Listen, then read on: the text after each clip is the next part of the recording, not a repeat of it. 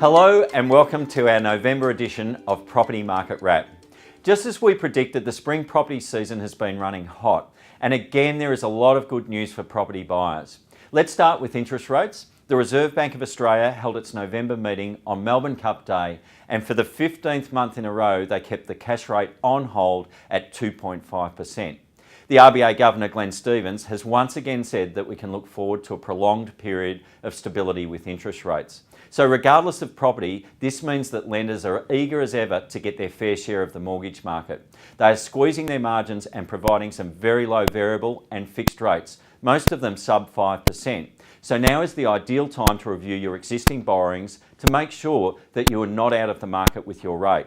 Now let's take a look at how the property markets are doing. And in the last weekend of October, there was a record number of auctions held nationwide, with more than 3,300 properties going under the hammer.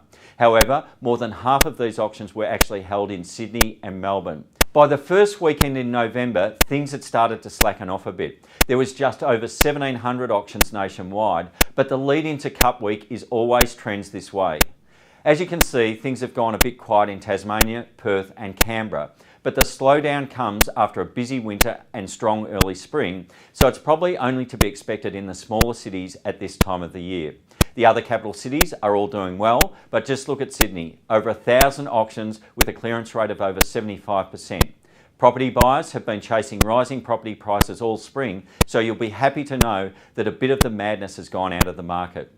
Adjustments in dwelling values for the last month of October were small, with only Sydney, Melbourne and Brisbane showing gains. The other cities all showed slight declines in median house prices. However, prices are still up for all capital cities year on year, which is great news for property owners. Well, that's all we have time for in this week's edition of Market Wrap. Thanks for joining me. I'll see you again.